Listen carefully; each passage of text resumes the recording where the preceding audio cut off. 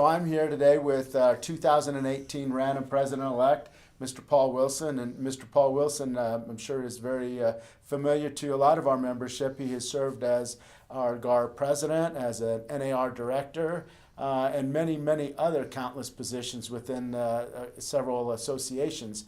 Longtime realtor. And Paul, we just went to the NAR Legislative Conference in Washington, D.C. We did. It was a great conference. It was. I'd like to ask you a couple questions about that.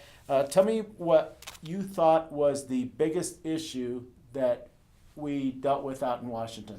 Well, the biggest thing that I think happened was the SMART Goals initiative that the leadership team of NAR put forward.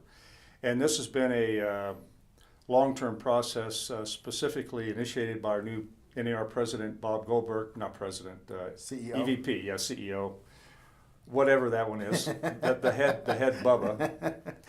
And so Bob and his team put together a SMART Goals initiative, basically doing a number of things. One of them was replenishing reserves that had been drained from the NAR coffers for the last 4 years. And instead of increasing dues, they just went to the reserves, which is not necessarily a good idea. So these SMART goals, I think, are very, very good. All of us know, have heard of SMART goals. Right. It would probably be a good idea to go to realtor.org and actually look up the initiative and see what it says. The most significant thing that people want to know about is that there will be a dues increase in 2019.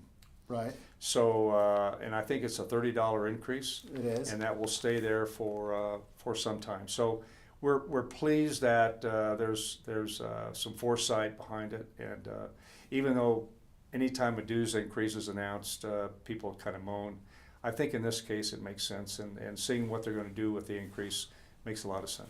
Well, I think that people moan about any kind of an increase, and I understand that. The NAR dues have increased now from $120 a year to $150 a year, so we can't really complain about the affordability part of it. That $30 wasn't a lot, but I think that membership would like to know, for that $30, what are they getting? And that is all outlined online, so if people are really interested in it, go there, and it spells it out very nicely, and very, very professionally as well.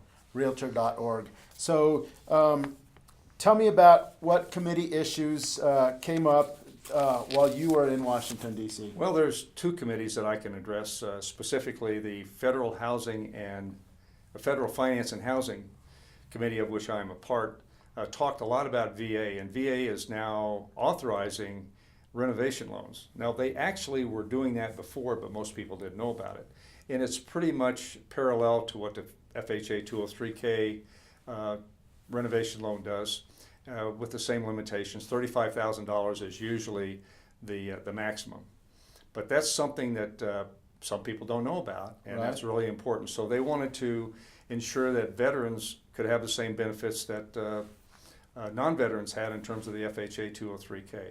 Very, very good program. There's another initiative that is in the Congress right now to actually totally eliminate the cap for VA loans. And that's a pretty good incentive that we talked about. The other thing that's a hot topic here in Albuquerque is appraisals. And we talked a lot about appraisals, and specifically VA appraisals. And we're not the only area that's having some issues with appraisals around the country. It was pretty much universal. Right. So well, it's just, and appraisals are a challenge, especially when we are in a market that is seeing increasing values. The other issue that I think came up with appraisals was there were some appraisers who were not wanting to, who were turning down assignments for cities that were in outlying areas where there was going to be additional time required, and so that was an issue that also came up. well, and probably a good idea. If they don't have expertise in there, it's probably a good idea for them to not go there. Right. That's the other side of that coin. Right. That's the good news. Right. And the other committee that I want to report on just briefly is the Global Alliance and Business Committee.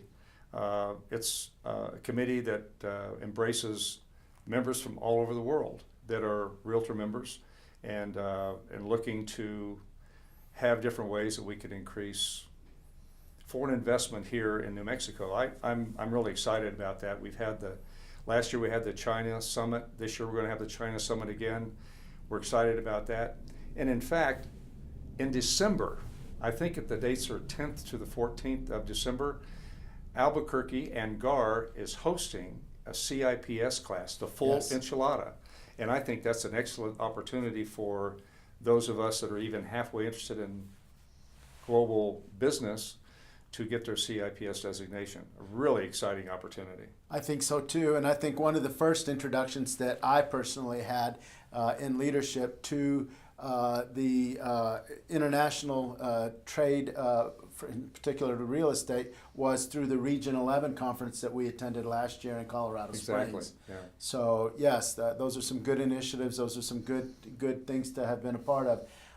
Paul, I want to thank you so much from my heart, on behalf of our membership and on behalf of GAR, for all that you do. You have followed your passion. What you do is important to you, and you're a perfect example to our membership that there is more to real estate than the selling of houses. There's the advocacy, there's the, a lot of the other things, and there's other ways to find passion about being a realtor, and you are a perfect example of that. No, thanks, Danny. Thank Thank you you. for your service to our industry as well. I appreciate that. Thank you. Yeah.